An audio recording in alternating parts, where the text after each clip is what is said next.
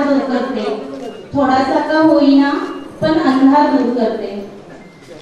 जीवनाला हवी प्रकाशाची वाट, दिलामध्ये जळते छोटीशी वाट, तरीही दिला आहे मानाचे स्थान, हे आपणास आले नाही। तेव्हा दीप प्रज्वलनाने करूया कार्यक्रमाची सुरुवात। कैलासवासी आनंदराव चव्हाण व श्रीमती प्रेमलाताई चव्हाण यांचे स्मृतिदिनाचे औचित्य साधून मलकापूर नगर परिषद महिला व बालकल्याण समिती अंतर्गत कन्या सुरक्षा अभियान 8वा वर्धापन दिन संपन्न होत आहे। अतिथींना विनंती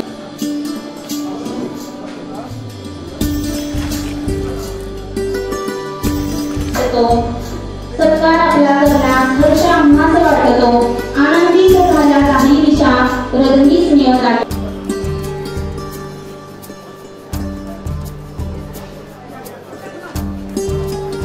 श्रीमती प्रेमलाताई चव्हाण कन्या सुरक्षा अभियान 8वा वर्धापन दिन कोविड-19 मध्ये उत्कृष्ट काम केलेल्या व्यक्तींचा सन्मान।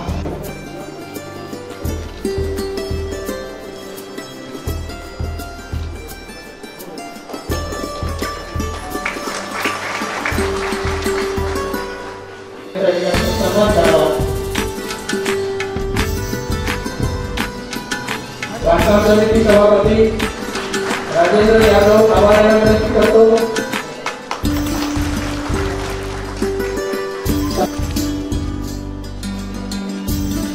समाज नगरसेवक सागरजी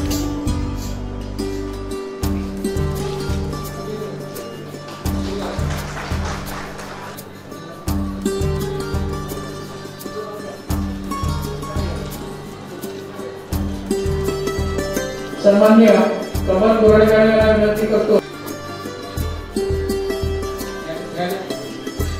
या ठिकाणी नगरसेविका पूजा चव्हाण यांना विनंती करतो की त्यांनी शिवराजजी मोरे दादा, सन्माननीय आनंदी शिंदे मॅडम नगरसेविका यांना विनंती करतो की आपण माजी कराडच्या माजी नगराध्यक्षा अर्चनाताई पाटील मॅडम या ठिकाणी सौभाग्यवती अलका जगदाळे मॅडम नगरसेविका यांना विनंती करतो। त्यामध्ये काही लोकांना आपला जीव गमवावा लागला। आपण आदरणीय गृहमंत्री आहात, त्यांना सुद्धा त्या ठिकाणी चांगल्या पद्धतीने जीवनात जीव गमवावा लागला। अशा लोकांना काहीतरी आपल्या शासन निर्णय घेतेच, पण वेगळं म्हणून एक ठसा तुमचा त्यावर राहावा असं करावं। आपण सर्व मंडळी या ठिकाणी आलात, मी मनापासून सर्वांचं स्वागत करतो। थांबतो। जय जय महाराष्ट्र। तुम्ही पिचकारी मारली, तुम्हाला जर सूक्ष्म प्रमाणात जरी टीबीचा एखादा विषाणू जीवाणू असला तर तो तुमच्या थुंकीमध्ये धुळीमध्ये 72 तास जिवंत राहतो आणि ते वाढलेला कण जो असतो तो तुमचे मुलं विटीदांडू किंवा क्रिकेट खेळत असताना जर त्यांच्या श्वासात गेला तर त्यांना लागण होऊ शकतो।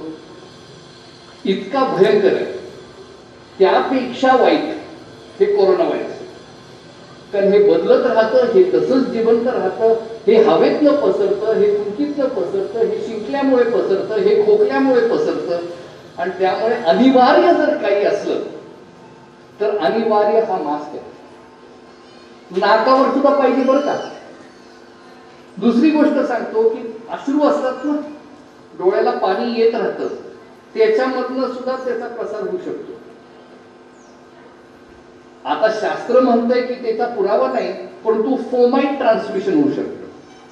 म्हणजे मी जर बिना मास्क हे भाषण केलं तर ह्याच्यावर जे थुंकीचे छोटे माझे तुकडे पडतील ते माझ्या नंतरच्या वक्त्यांनी जर ऍडजस्ट करण्यामध्ये हातावर आलं तर ते मी तोंडाला लावलं तर मला लागू शकतं। फोमाइट ट्रान्समिशन सिद्ध नाहीये, पण काळजी कुणी घ्यायची, ज्याला कुणाच्याही नशिबी होईल।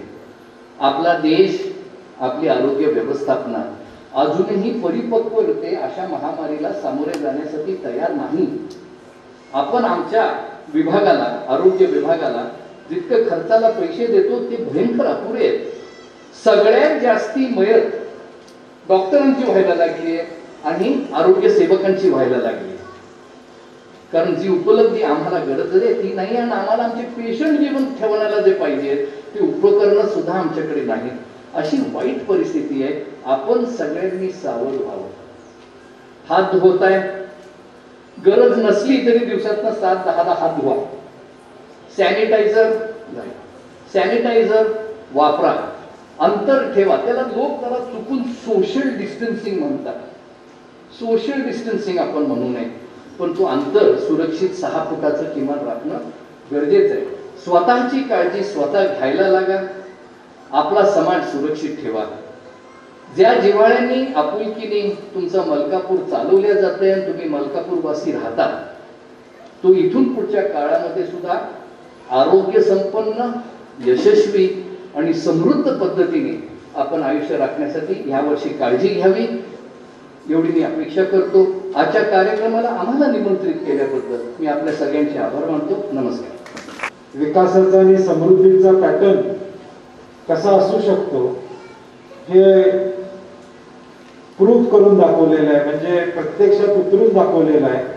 त्या मलकापूर विकास पॅटर्नचे सर्व या ठिकाणी मनोहरराव आणि त्यांचे सर्व सहकारी. मी मलकापूर विकासाचा पॅटर्न एवढ्यासाठीच म्हणलं कारण की आपण दरवर्षी वेगवेगळे कार्यक्रम त्या ठिकाणी घेतो आणि बऱ्यापैकी गेल्या 10 वर्षात सगळ्या कार्यक्रमाला मी उपस्थित आहे. म्हणजे राज्य शासनानं श्रीनिवास पाटील साहेब एखादी योजना काढावी किंवा काढू नये, परंतु ती योजना मलकापूरमध्ये लागू झालेली असेल अशा पद्धतीचं काम मनोहररावांचं आपण गेल्या 10 वर्षामध्ये प्रामुख्याने त्या ठिकाणी बघितलं. नेतृत्व चांगलं असेल, सक्षम असेल, विचाराचं असेल तर काय करू शकतं का हे मनोहररावांनी त्यांच्या सहकाऱ्यांच्या मदतीनं सगळ्यांना हातात घेऊन या पॅटर्न मध्ये काम करण्याची भूमिका त्या ठिकाणी स्वीकारली.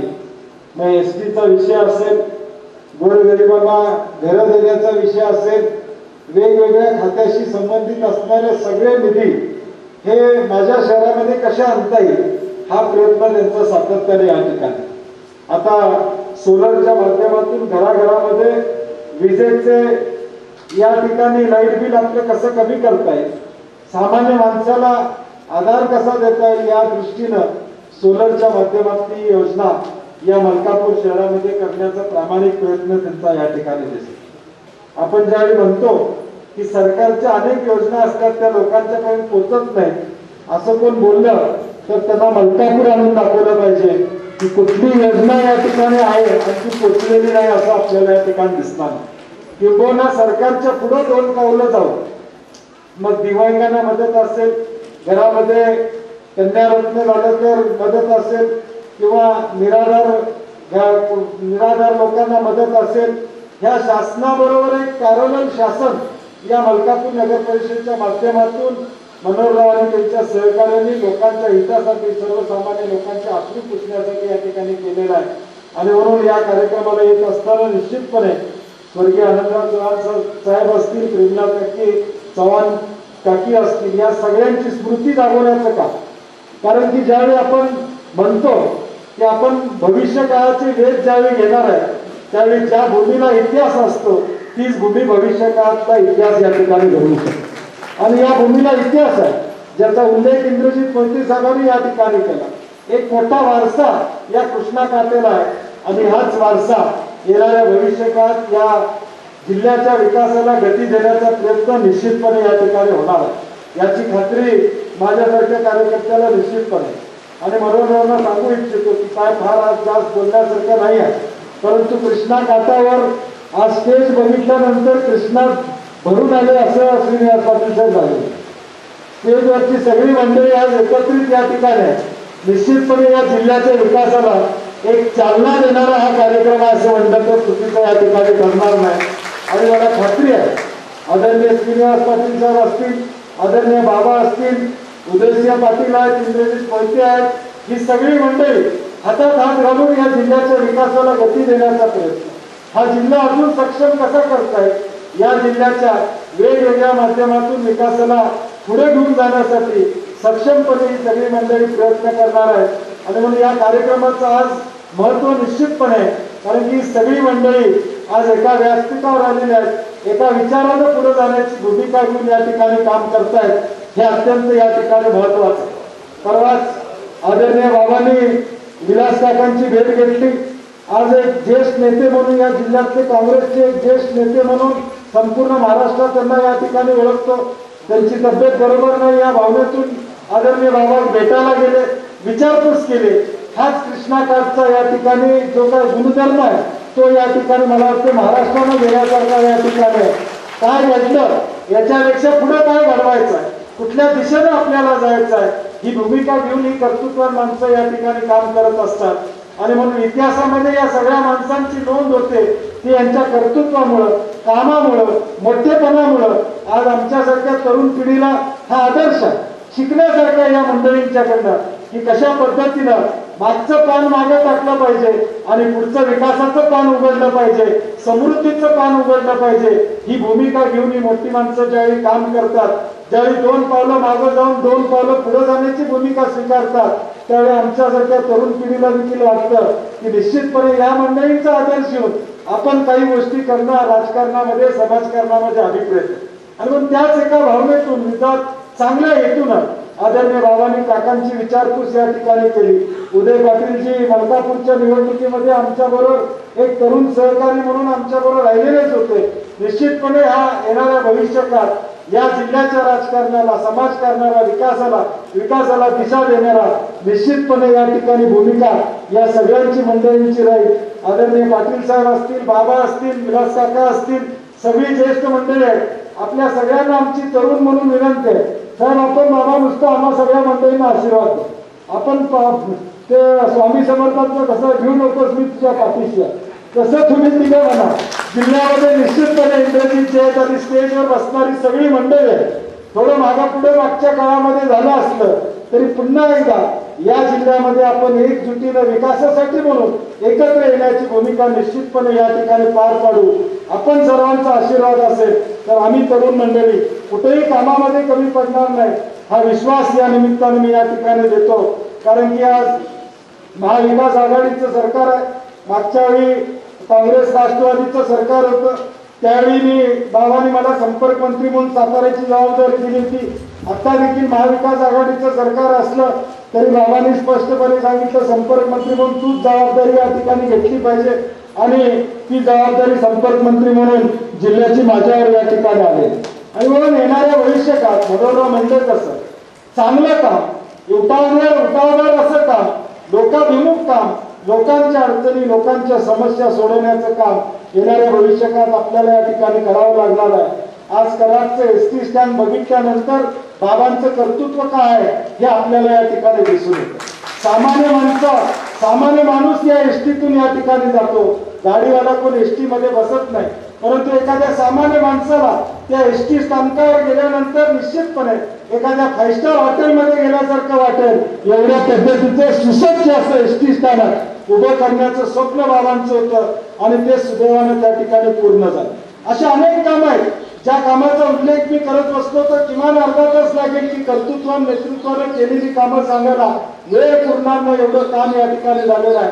आणि पुढच्या काळात आता बाबा आहेत, खासदार आपल्याबरोबर या ठिकाणी आहेत आणि म्हणून निश्चितपणे विकास कामाला मलकापूर असेल, कराड असेल, सातारा असेल कुठेही निधी कमी पडणार नाही हा विश्वास माझ्यासारख्या कार्यकर्त्याला निश्चितपणे या ठिकाणी.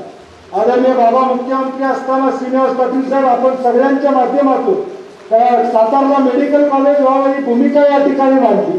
या राज्यामध्ये अनेक ठिकाणी मेडिकल कॉलेजेस व्हावीत या दृष्टीने मुख्यमंत्री असताना निर्णय त्या ठिकाणी झाला.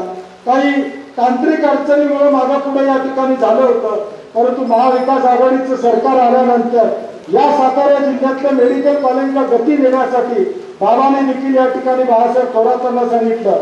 वैद्यकीय शिक्षण मंत्री अमित देशमुख यांना सूचना या ठिकाणी दिल्या आणि परवा उपमुख्यमंत्र्यांच्याकडे या संदर्भातली बैठक होऊन या जागेचा विषय जो काय होता तो सोडवण्यासाठी बाबा आता तुमच्या प्रेरणेनं तुम्ही जे पाया रचना होता, तुम्ही जे मूर्तमेढ या ठिकाणी रोवली होती त्याचं निश्चितपणे हे स्वप्न सातारा जिल्ह्याचं मेडिकल कॉलेजचं देखील येणाऱ्या भविष्यकाळात पूर्ण होईल हा विश्वास या महाविकास आघाडीतला मंत्री या नात्याने मी आपल्याला या ठिकाणी देतो.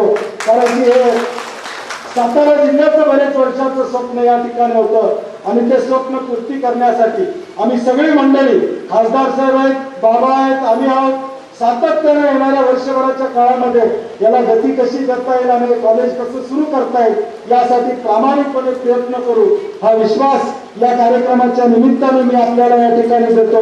मनोहररावचं मनापासून अभिनंदन करतो, कौतुक करतो की मी म्हणलं आता मनोहररावचा कार्यक्रम म्हणजे खुर्ची बसायला जागा मिळत नाही अशी असते. मी म्हणलं मनोहरराव आता तुमचा कार्यक्रम गर्दी एवढी होणार नाही, म्हणलं सोशल डिस्टन्स ठेवूनच आमचा कार्यक्रम असणार आहे, तुम्ही काळजी करू नका. म्हणजे आज जे नेटकं नियोजन बघितल्यानंतर आपल्याला लक्षात येईल की ही योजना आणि काकींच्या स्मृती दिनानिमित्तानं ज्या काही गोष्टी करायच्या त्या आजच झाल्या पाहिजे, ती मनोहररावांची भूमिका होती. आणि म्हणून आज आम्ही या सगळी मंडळी या कार्यक्रमाला आलेल्या स्मृती जपत असताना नव्या स्मृती देण्याचं काम या कार्यक्रमाच्या माध्यमातून होतंय. मनोहररावांनी त्यांचे सर्व टीम कॅप्टन नुसतं बॅटिंग करून चालत नाही, बाकीच्यांनी पण 20-20 राना काढायला लागतात. त्यामुळे नगराध्यक्ष असतील, नगरसेवक असतील, सगळ्यांचंही अभिनंदन आहे. कारण की ज्यावेळी टीम जिंकते त्यावेळी प्रत्येकाने 20-20, 25-25 रन काढलेले असतात. तसं मनोहररावांना पाठबळ देण्याचं काम सगळे नगरसेवक, त्यांचे कार्यकर्ते, त्यांची सगळी टीम या ठिकाणी करत असते. त्या टीमचंही मनापासून कौतुक करतो, अभिनंदन करतो. तुम्हा सगळ्यांना मनापासून शुभेच्छा देतो आणि या कोरोनातून आपला देश, राज्य मुक्त व्हावं एवढी प्रार्थना करतो आणि माझे 2 शब्द संपवतो. जय हिंद, जय महाराज. स्वर्गीय आनंदराव चव्हाण, स्वर्गीय प्रेमला काकी चव्हाण त्यांच्या स्मृतिदिनानिमित्त दरवर्षीप्रमाणे मलकापूर नगरपालिकेमध्ये विविध विकास कामांचा शुभारंभ, आढावा, पुढच्या योजना आखण्याचा हा कार्यक्रम आपण दरवर्षी घेत असतो. त्या कार्यक्रमाचे अध्यक्ष लोकप्रिय खासदार श्रीनिवासजी पाटील, खास या कार्यक्रमाला आवर्जून उपस्थित राहिलेले राज्याचे गृहराज्यमंत्री आणि सातारा जिल्ह्याचे संपर्क मंत्री नामदार सतीश पाटील, डॉक्टर इंद्रजित मोहिते, सन्माननीय उदयसिंह पाटील, त्याचबरोबर इतर उपस्थित असलेले सांगली शहर जिल्हा काँग्रेसचे अध्यक्ष पृथ्वीराज पाटील, जिल्हा परिषद सदस्य शंकरराव खवाले, इथे जिल्हा काँग्रेस कमिटी साताराचे अध्यक्ष डॉक्टर सुरेशराव जाधव, हिंदूराव पाटील, मलकापूरच्या नगराध्यक्षा नीलमताई खेडगे, उपनगराध्यक्ष मनोज शिंदे, कराडचे नगरसेवक. आजचा हा मलकापूरच्या अनेक विविध विकास कामाचाही वर्धापन दिवस आहे. आवर्जून मलकापूर एक छोटीशी ग्रामपंचायत होती कराड शेजारची, आणि तिथं स्वर्गीय भास्करराव शिंदे मलकापूर करता एक स्वप्न पाहिलं. मलकापूरचा विकास करण्याचा त्यांनी विडा उचलला. त्यावेळेला त्यांची दूरदृष्टीत मानली पाहिजे की एक अशी कल्पना पुढे आली होती की मलकापूर कराडमध्ये विद्यानगर असेल, शेतापूर असेल, सगळी गावं एकत्र करून कराडचा मोठा विस्तार करावा. पण तो विस्तार केला तर कदाचित मलकापूरचं स्वतंत्र अस्तित्व आणि गतीने विकास करता येणार नाही अशी भास्करराव शिंदे यांची धारणा होती आणि त्यांनी मलकापूरला स्वतंत्र ग्रामपंचायत ठेवण्याचा आग्रह केला. शासनाच्या धोरणाप्रमाणे ते शक्य झालं. तर ते वेगळं राखल्यामुळं आणि भास्कररावजींच्या चिकाटीमुळं आणि त्यानंतर भास्कररावजींच्या नंतर मनोहर शिंदे यांनी चिकाटीने काम करण्याचा जो प्रयत्न केला त्यातून गेल्या 10-12 वर्षामध्ये मलकापूर ग्रामपंचायतीची नगरपंचायत झाली आणि नगरपंचायतीची नगरपालिका झाली आणि नागरी कायद्याने मलकापूरचा विकास व्हायला लागल्यामुळं प्रचंड मोठ्या प्रमाणात शासकीय योजना त्या मलकापूरला आणता आल्या. त्या सर्वांचाच त्यामध्ये थोडासा हातभार लागला. परंतु चिकाटी ही मलकापूरमध्ये निवडून दिलेल्या सर्व नगरसेवकांनी एक दिलानं जे राजकारण आणून न देता एक दिलानं शहराच्या विकासाचा ध्यास घेतला. मनोहर शिंदेनी पुढाकार घेतला, त्यांना तुम्ही सर्वांनी सहकार्य केलं. आमच्या सर्वांचा हातभार लागला. त्यामुळे मलकापूरला बहुतेक राज्यातल्या नगरपालिकांच्या करता असलेल्या सर्व योजना, त्यातल्या अनेक नाविन्यपूर्ण योजना इथं पहिल्यांदा राबवल्या गेल्या. दरवेळेला आपण प्रत्येक योजनाबद्दल बोलतो की ते मग 24/7 पाण्याची योजना असेल, घनकचऱ्याची योजना असेल, ड्रेनेजची असेल, हे आपलं नेहमीच झालेलं आहे.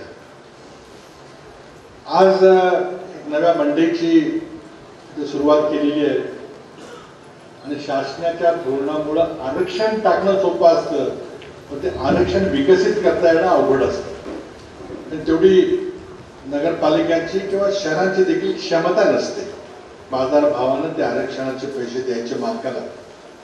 म्हणून मी मुख्यमंत्री असताना मी TDR देण्याची कल्पना त्या ठिकाणी मांडली होती. सर्व नगरपालिकांच्या करता एक कॉमन DCR केला होता. सर्वसमान विकास करता यावा याकरता काही नियमावली केली होती आणि ती नियमावली आता लोकांना ती पटायला लागलेली आहे की अशा प्रकारे जर आपण या योजनेचा लाभ घेतला तर विन विन सिच्युएशन, म्हणजे दोघांचाही फायदा होतो. नगरपालिका म्हणजे सर्व नागरिकांचा आणि जो मूळ जमीन मालक आहे त्याचाही फायदा होतो. त्यातून आज मंडईचा विकास झालेला आहे. मंडई होताना दिसेल तिथं रोटरी क्लबच्या साहाय्यानं तर वृक्षारोपण कार्यक्रम देखील आपण सकाळी आज घेतलेला आहे.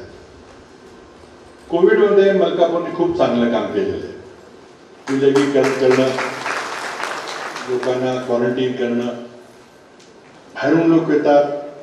आपल्या संबंध पाटण तालुक्यातले, दक्षिण कराडमधले, उत्तर कराडमधले, खटावमधले बरेचशी माणसं कराडला शिक्षणाकरता आणि आरोग्य सेवेकरता इथे राहतात. त्यांचा मूळ गावाशी संबंध असतो आणि त्यामुळे बरीचशी मंडळी मुंबईला राहतात, पण घर त्यांचं एक मलकापूरला असतं. मुंबईतून आले, मलकापूरला राहायला लागले की कोविड बरोबर आणत होते. त्यामुळे सारखी मलकापूरमधली कोविडची संख्या वर खाली येत होती.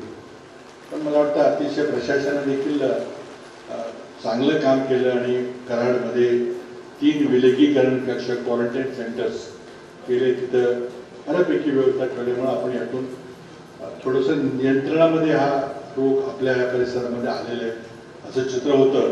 पण परिस्थिती पुन्हा बदलत राहते. यामध्ये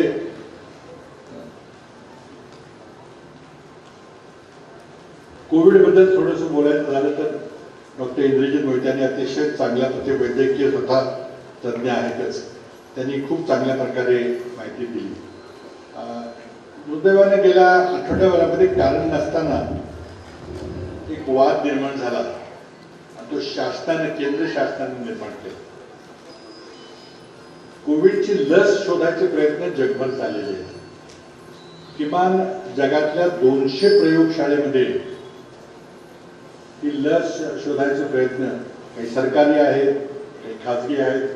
भारतात देखील काही ठिकाणी लस शोधायचे प्रयत्न चाललेले आहेत. लस शोधणं काही फार सोपं नसतं. भारतामध्ये गेल्या 70 वर्षामध्ये एकही आजारावर आपल्याला अजून लस शोधता आलेली नाही, कारण तितकी आपण संशोधनामध्ये गुंतवणूकच केलेली नाही. अशा प्रकारे आता थोडासा लस विकसित करण्याचा प्रयत्न आपल्या देशात व्हायला लागलेला आहे. याची मला थोडी माहिती आहे, कारण मी 2-1 वर्ष विज्ञान तंत्रज्ञान आणि बायोटेक्नॉलॉजी खात्याचा मंत्री होतो केंद्रात. आणि ड्रग डिस्कव्हरी म्हणजे औषधं आपल्या देशात निर्माण झाली पाहिजे, संशोधन झालं पाहिजे, त्याकरता आम्ही खूप प्रयत्न केला. काही नवीन संस्था देखील आम्ही काढल्या. परंतु फार अवघड काम आहे, कारण जरी लस एखादं औषध आपण तयार केलं तर ते खरोखरी प्रभावी आहे का, इफेक्टिव्ह आहे का, त्याची इफेक्टिसी आहे का, आणि ती लस वापरली तर त्याचा दुष्परिणाम काय होईल का, तो लगेच दुष्परिणाम दिसणार नाही तर काही दिवसानंतर काही महिन्यानंतर दिसेल. त्यामुळं फार अगदी शिस्तबद्ध प्रमाणे त्या लसीची चाचणी करावी लागते.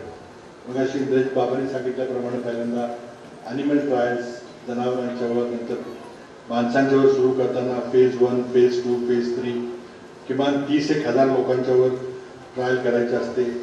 लस टोचताना जी माणसं शोधली जातात ते व्हॉलेंटियर असतात, स्वयंसेवक असतात, कारण अपाय होण्याची शक्यता नाकारता येत नाही. त्यांना आपण बोलवायचं, त्यांना समजून सांगायचं की तुम्ही प्रयोगात भाग घेताय, काय होणार आहे. आणि त्यानंतर निम्म्या माणसांना पाणी टोचायचं, अक्षरशः सलाईन पाणी टोचायचं आणि निम्म्या माणसांना लस टोचायची. आणि कुणाला लस टोचली आणि कुणाला पाणी टोचली हे कुणालाही माहीत नसतं. फक्त 2-3 जे सगळी चाचणी करणारे तज्ञ असतात त्यांना माहिती असतं. म्हणजे प्रत्येकाला वाटतं की आपल्याला लस टोचली आणि त्यामुळे ज्यांना पाणी टोचले त्यांच्यावर काय फरक पडतोय, ज्यांना लस टोचली त्याच्यावर काय फरक पडतो याचा अभ्यास केला जातो. सुरुवातीला 1000 माणसांच्यावर चाचणी होती, नंतर 5-7 हजार, नंतर 20 ते 30 हजार माणसांच्यावर चाचणी होते. हा सगळा जो प्रयोग आहे इंद्रजी बाबांनी सांगितलं, पण किमान वर्ष, 1.5 वर्ष, 2 वर्ष हे प्रयोग चालतात. 5-5, 10 वर्ष सुद्धा लागतात.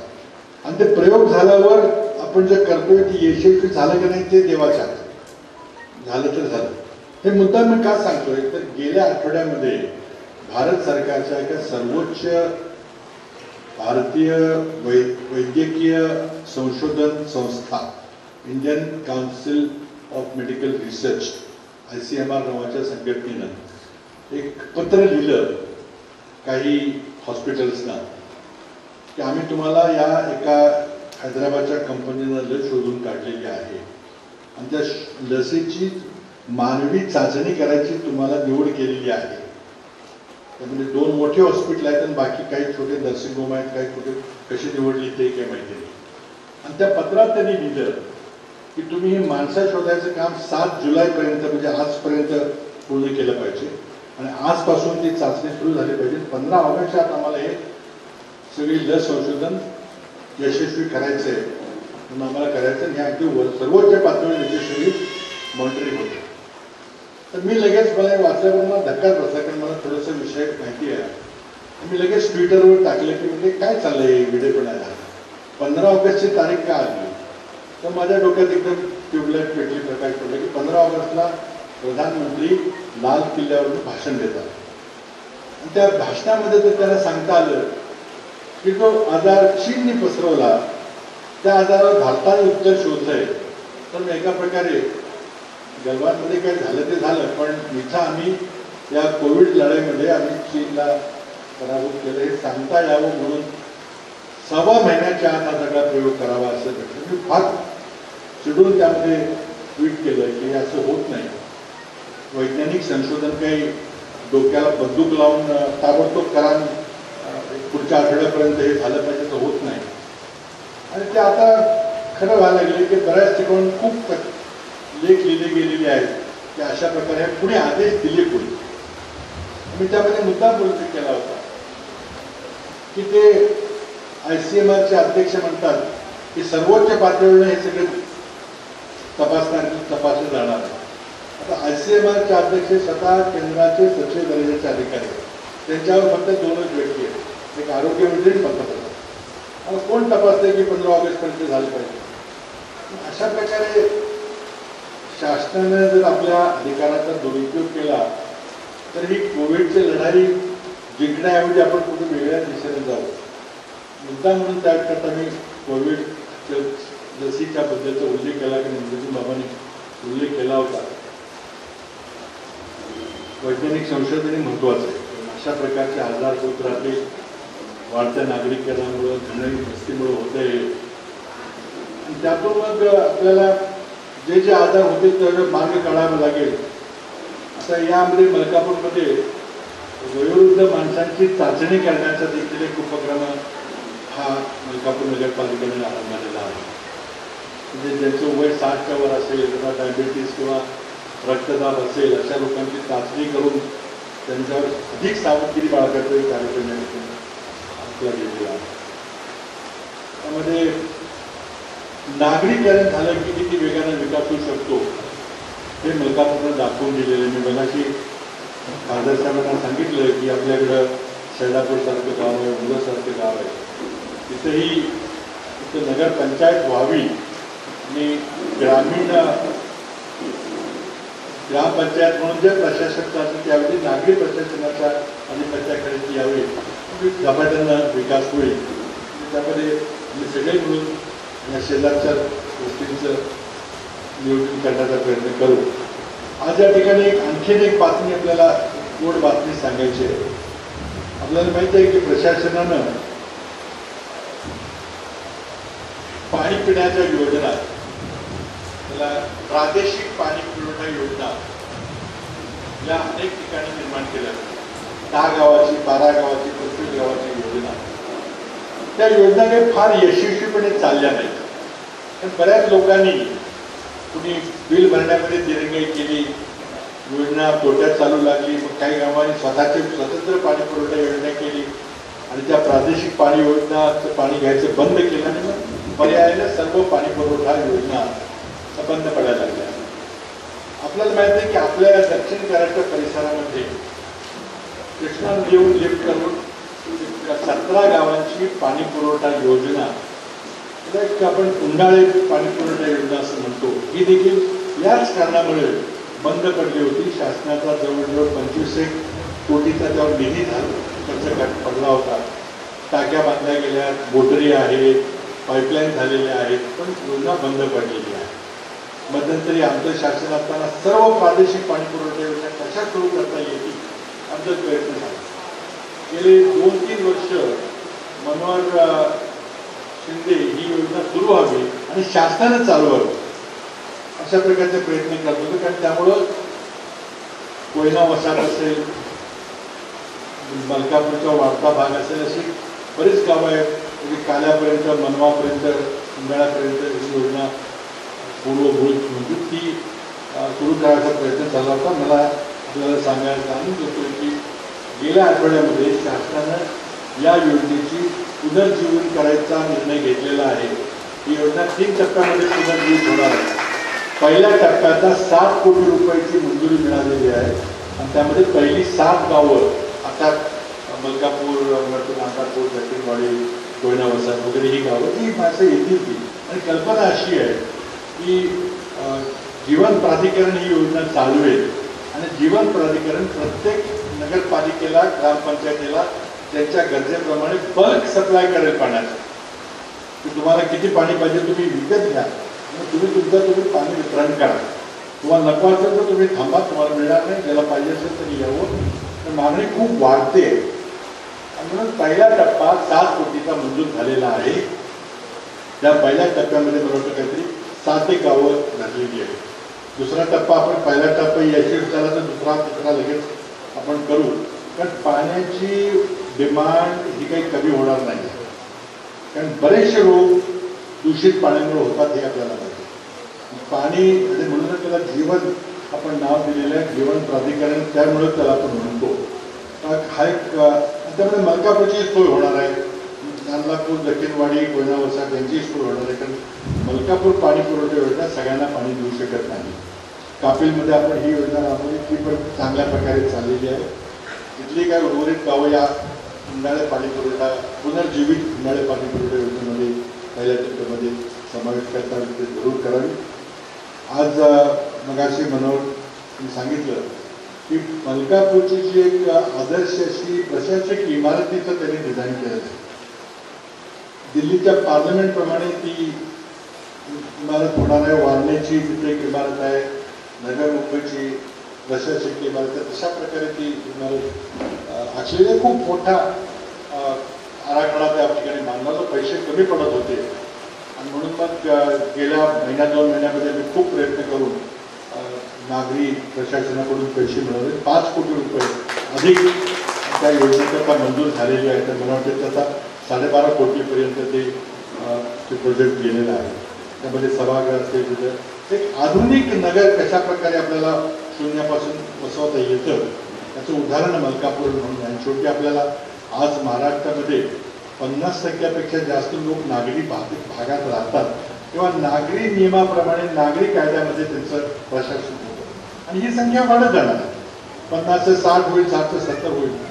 पण महाराष्ट्रासमोर अवाढव्य आणि वेडवाकड्याचे जे नागरीकरण होते तो फार मोठा आपल्यासमोरचा प्रश्न आहे. तसे जसे लोकांच्याकडे पैसे येतात, थोडे पैसे खर्चाला यायला लागले, लोक चांगली घरे बांधतात, सिमेंट काँक्रीटचे घरे बांधतात. पण नगररचना नसल्यामुळं ही सगळी गावं ही अत्यंत वेड्यावाकड्या पद्धतीने त्याचा विकास होतो आणि वेळेस तर त्याचं टाउन प्लॅनिंग केलं नाही, नगररचना केली नाही तर मग पुन्हा काही करता येत नाही. एखादा अरुंद रस्ता राहिला गावामध्ये, गल्ली बोळं राहिली तर मग काय करता येत नाही. म्हणून जितक्या लवकर आपल्याला नगररचनेचे नियम पालन करून गावाचा विकास करता येईल तेवढा केला पाहिजे. मलकापूरचं उदाहरण आपण सगळ्यांनी घेतलं पाहिजे. आज या निमित्तानं ज्या गतीनं मलकापूर शहराची लोकसंख्या वाढतीये, पश्चिम महाराष्ट्रातले मला वाटतं नगरपंचायत असलेले दुसऱ्या नंबरचं शहर महाराष्ट्रातलं होतं. पहिल्या नंबरचं मला वाटतं शिर्डी होतं, दुसऱ्या नंबरचं मलकापूर होतं. आता मलकापूरची नगरपालिका झालेली आहे. त्याला खूप प्रयत्न करावा लागला आणि त्यालाही खूप विरोध झाला की मलकापूरची नगरपालिका होऊ नये म्हणून. पण झाल्यामुळे किती वेगाने अधिक कामं होतात ते आपण पाहिलेलं आहे. घनकचऱ्याचा प्रकल्प असेल, ड्रेनेजचा प्रकल्प असेल, स्वच्छ पाण्याचा तो प्रकल्प आहेच. आणि हे सगळं करता येतं, त्याला 2 गोष्टी लागतात. एक आपण नगरपालिका झालेली आहे, पण गावामध्ये जर एकमत असेल, कुठलाही एखादा आपण कार्यक्रम राबवायचा म्हटला, मग मुलीच्या बसचा कार्यक्रम माझ्याला 7-8 वर्ष झाली. थेट मुली मलकापूरवरून कॉलेजला जातात, विद्यानगरमध्ये सुरक्षिततेत जातात, तो कार्यक्रम असेल. किंवा कन्या प्रियदर्शनी कन्या योजनेमध्ये आपण जे ठेव ठेवतो मुलीचं नाव, असे अनेक नाविन्यपूर्ण कार्यक्रम राबवतो. कारण सर्व गावच्या नागरिकांनी जे तुम्ही निवडून दिलेले नगरपालिकेचे नगरसेवक आहेत त्यांना सर्वांनी सहकार्य केलं, त्यांच्यावर विश्वास टाकला. आणि असं एका हाती जर कारभार असला, एका विचारी कारभार असेल तर वेगाने विकास होतो.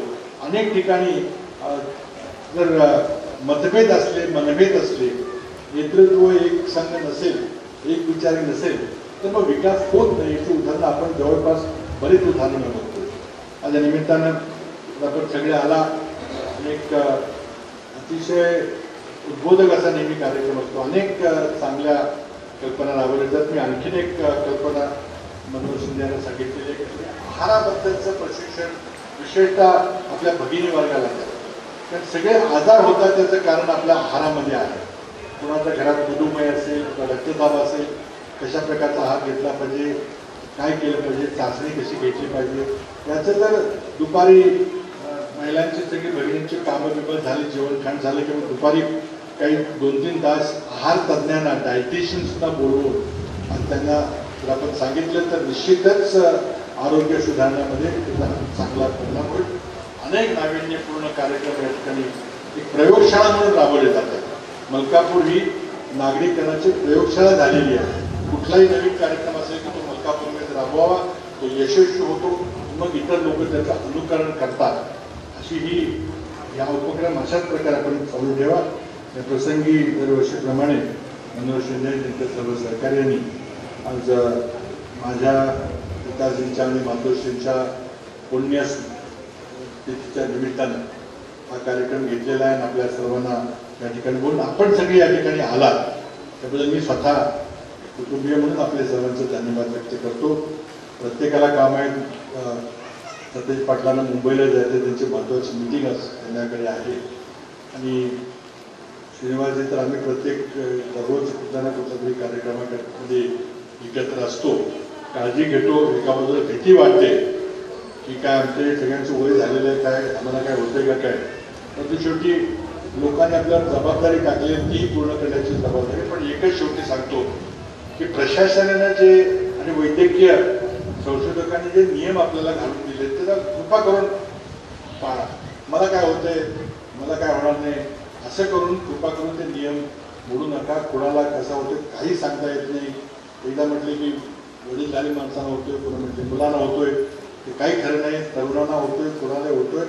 आपण जर निष्काळजीपणानं वागलो तर हे शक्य आहे, आजार होणं शक्य आहे.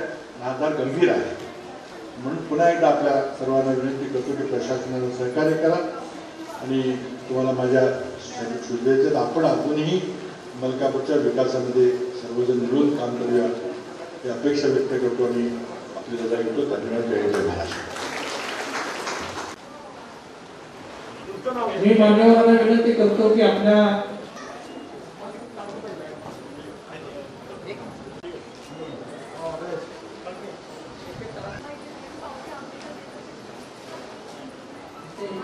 आदरणीय श्रीनिवासजी पाटील साहेबांना विनंती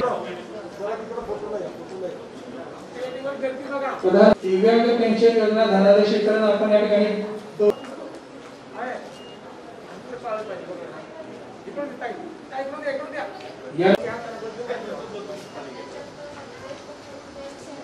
यानंतर सर्व मान्यवरांना विनंती करतो की आपण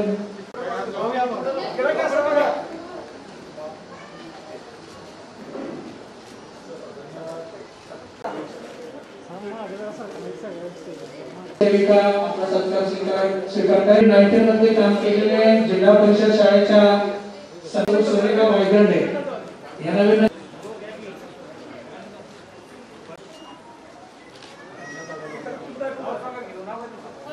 रमेश बागल साहेब नगराध्यक्ष सन्मान स्वीकारतील आज इथे महसूल या दोघांना विनंती आपण यासाठी गावातील सरकार आणि सचिन नेतृत्वाने बी आर पाटील साहेब या ठिकाणी उपस्थित आहेत त्यांचा या ठिकाणी मान्यवर सन्माननीय पोलीस निरीक्षक शिरोळे साहेब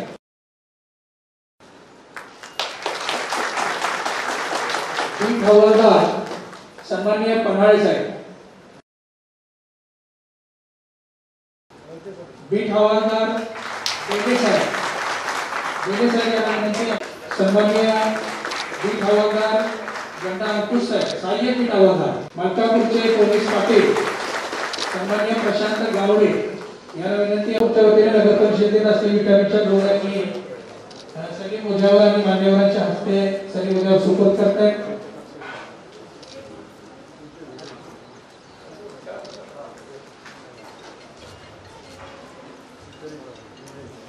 मलकापूर नगरपालिकेने आयोजलेल्या या छोट्याशा समारंभास आपण हजर राहिला. पहिल्यांदा आम्ही या नगरीच्या मंडईमध्ये काही झाडं लावली आणि इथं आलो. सर्वच योद्धे या ठिकाणी जमलेत, वेगवेगळ्या क्षेत्रात काम करण्यात. या रोगाचं नाव आहे कोरोना. म्हणजे काहीच करू नका, घरात बसा. कोरोना किसी को धरो ना, म्हणजे हात सुद्धा लावू नका. कारण काय? मरो ना. साधी व्याख्या. कोरोना धरो नाही तर मग आता आपण काय करायचं? इंद्रजितनी सांगितलं, बाबांनी सांगितलं, सगळे सांगतात. काही दिवस गप्प बसा, आपल्याच घरात लांब लांब बसा. साधी गोष्ट आहे बाबा.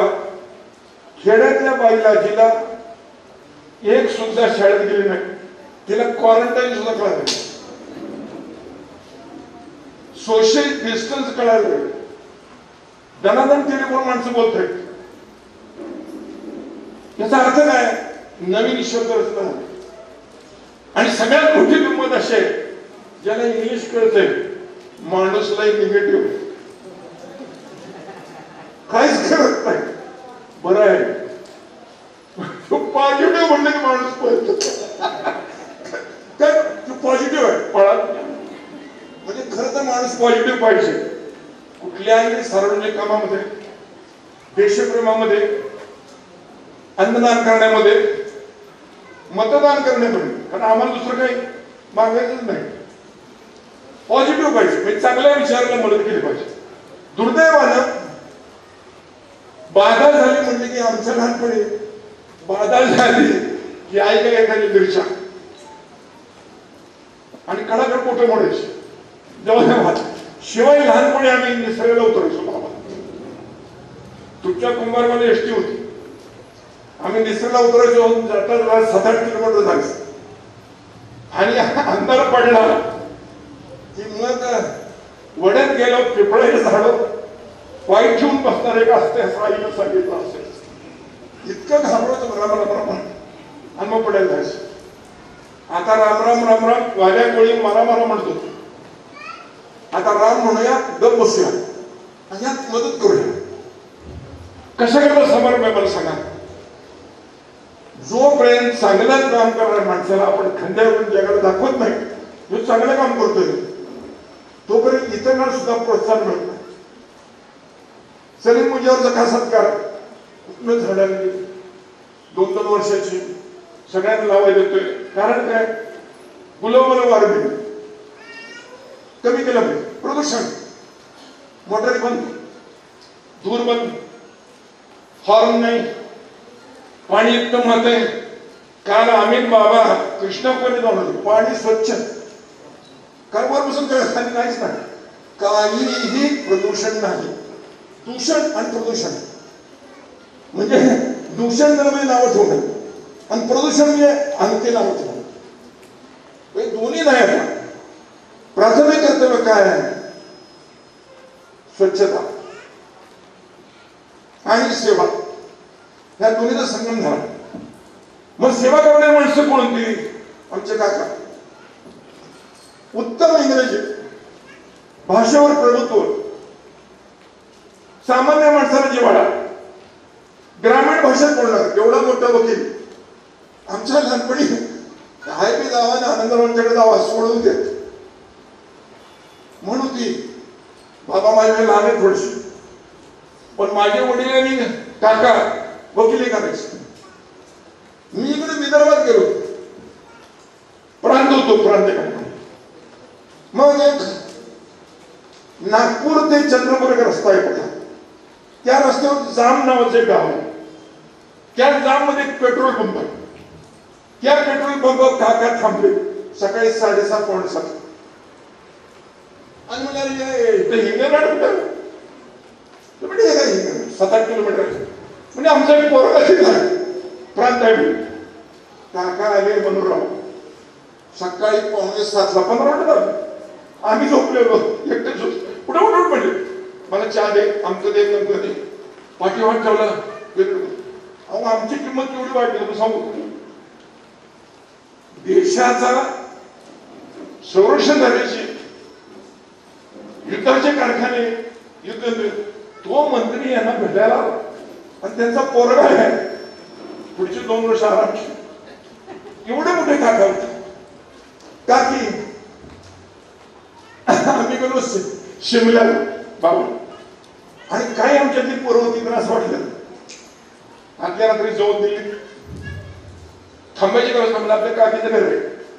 बाबा तेव्हा थांबत गेलो. काकीनं आमचं स्वागत केलं. शेव चिवडा आमचं काय ते खाल्लं आणि पुन्हा नव्या दिल्लीत जाऊन की नंतर आले त्यांच्यावर घेऊन. प्रेमळ माणसं. काकांनी शेका पक्षाची भूमिका फार उत्तम रीतीने बजावली. काँग्रेसची बैलजोडी होती आणि शेका पक्षाची बैलगाडी होती 2. मग गाय वसूल झालं. मग तिकडून हात आला. आता सकाळी आम्ही झाडं लावत होतो. त्यावेळेला बाबांच्या हातात कोणीतरी ते पाणी घालायचं जे असते ते दिलं आणि मनोहर का कोणतरी म्हणलं हात लावा. म्हणलं बाबाचा हात पक्का आहे पहिला बघ म्हणत आम्ही मित्र होतो नाही. काकाणी काकींच्या इथल्या सहवासामुळं या भागामध्ये मॉन्टेसरी शाळा, आता ते केजी ते पीजी म्हणतात, पण मॉन्टेसरी कोणाला कळत नव्हतं. एका ब्रिटिश बाईनं लहान मुलांना शिकवण्याकरता जी पद्धत शोधून काढली त्या पद्धतीचं नाव मॉन्टेसरी. काकी पहिल्या मॉन्टेसरी करणाऱ्या महिला 15-20 मुलं असायची. रक्तातच सेवा. आणि तुम्हाला खरं सांगू का, आपण घरातील माणसं बसून काकी या फार मोठ्या घरात म्हणजे जागीरदार म्हणतात शासन, त्यांचं पदर घेणं, त्यांचं नेसणं, त्यांचं बोलणं आणि आम्ही राहणे माणसं गेली पाठवून बरोबर. पण काकांना जोडीदार, आयुष्याचा जोडीदार म्हणून काकींची निवड झाली. आणि त्या दोघांनी इथे येऊन जे प्रेम केलं, एका घरामध्ये काका पहिल्यांदा, दुसऱ्यांदा, तिसऱ्यांदा, काकी 4व्यांदा, 5व्यांदा, 6व्यांदा, बाबा 7व्यांदा, 8व्यांदा, 9व्यांदा, नंतर मी. ही मला आनंद आहे. कराड लोकसभा मतदारसंघाचं यशवंतराव मध्ये मध्ये काही काळ होते. आपण शेतकरी माणसं आहोत. त्या शेतकरी समाजाला ज्याने वळण दिलं, स्वर्गीय यशवंतराव चव्हाण असू द्यात, वसंतदादा असू द्यात, गोपालराव खेडकर असू द्यात, वसंतराव नाईक असू द्यात, यशवंतराव भाऊ असू द्यात, महाराष्ट्राला सहकार करायला इतक्या उत्तम रीतीने समजावून सांगणारा माणूस, आपण त्या कृष्णाकडचे माणूस आहोत. म्हणून आज मी मनापासून आलो, मनापासून तुम्ही नुसतं बोलवा, मी येतो मुद्दाम. स्मृती दिन आणि 8 तारीख, कृष्ण 8वा अवतार आहे, उद्या तारीख 8 आहे. मी बाबाला मुद्दाम विचारलं, काकांची 8 तारीख आहे आणि काकींची 8 तारीख आहे, कसं काय? बघा ना, आशीर्वाद देताना अष्टपुत्र सौभाग्य देऊन 8 दिशा आहेत. ही मोठी माणसं या भागात जन्माला आली. भास्कर राऊत यांचं नाव फक्त बाबाने घेतलं, मी भास्करांचं म्हणणं बघितलं. एक साधा मुलगा, सेवा, काका पुढं भास्कर माग किंवा भास्कर पुढं काका माग, एवढं दप्तर असायचं. ते पट्ट्या पट्ट्या लावले, सेवा केली त्यांनी. आणि काकांनी मग या भागाचा, बाबांनी मलकापूरचा आणि या भागाचा दक्षिणेचा विकास केला. त्यात आपलाही सहभाग थोडा असावा, त्यानं बंधन करावं. त्यांची गुणगौरवाची गाथा तुम्हाला सांगावी म्हणून मी आज या ठिकाणी कोणीकडून सावध राहूया. मी, बाबा, उदय काका, इंद्रजित, सतेज, पृथ्वीराज, ही सगळी मंडळी आपल्या सेवेमध्ये आहोत. जसं जमन तसं, सत्तेवर असतो नसतो, आपण शेतकरी माणसं, कुरी कशी धरायची आणि मोगायचं कसं ही बारीक माहिती. लावणीचं भात गेलं, आता यंत्रणा भात आला. परिस्थितीप्रमाणे आपलं बदललं पाहिजे, नव्या कल्पना स्वीकारल्या पाहिजे. आणि त्यातून बहुजन समाजाची मंडळी तुमच्या सगळ्यांच्या आशीर्वादानं पुढे गेली पाहिजे. हे कराडचं उपनगर नाही, जसं आपण काय म्हणतो सांताक्रूज, शिवडी, दादर, तसं कराडचं उपनगर आहे.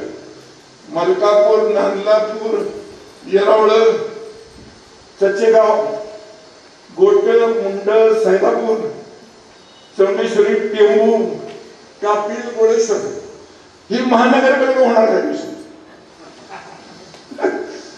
आणि मग मला काही संधी द्या, कारण मी म्युन्सिपालिटीत होतो बाबा, नंतर कमिशनर होतो, नागपूरला होतो. आणि तसं मग आपण भाग्यवान माणसं. अहो, एका गावात 2 मुख्यमंत्री, विष्णुराव चव्हाण, पृथ्वीराज चव्हाण, बाबासाहेब भोसले, दादा शरदराव पवार, 5 मुख्यमंत्री ह्या जिल्ह्याने दिले. आणि आम्ही आपला मागणावर आहे. आपण काय करायचं, जर पुरी धरली बरोबर तर वाढणार केली पाहिजे. उभं कळतं, अगोदर कळत नाही. पेरणी बघितली की माणूस जरा काय करते उत्तम. ज्याने पेरणी केली ते आमच्या काकान काकी, आणि आता रान कापणीला आले, ते कापून मनोराव तुम्ही ती चांगली साठवण केली पाहिजे. आणि काही मी आता उगवलेलं नाही, उगव मी धरा, चांगलं पेरा आणि प्रचंड पीक येऊ द्या जनसेवेचं, एवढी प्रार्थना करतो. आणि माझं माडं खेडेगावातलं भाषण संपलं.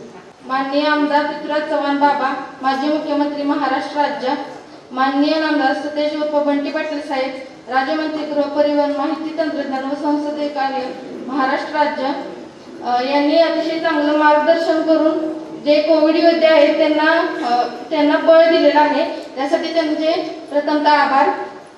माननीय इंद्रजित मोहिते, उपाध्यक्ष मोहिते साहेब, उपाध्यक्ष भारतीय विद्यापीठ व माननीय चेअरमन यशवंतराव मोहिते कृष्णा सहकारी साखर कारखाना, माननीय उदयनसिंह पाटील दादा, सदस्य जिल्हा परिषद सातारा व चेअरमन सहकारी साखर कारखाना व व्यासपीठावर उपस्थित सर्व मान्यवर आणि तुम्ही सर्व इथे उपस्थित असलेले सर्व मलकापूरवासियांचे आभार. मलकापूर नगर परिषद सर्व नगरसेवक, नगरसेविका, पोलीस प्रशासन, कर्मचारी वृंद यांचे आभार. आजचा कार्यक्रम संपला असं जाहीर करते. धन्यवाद.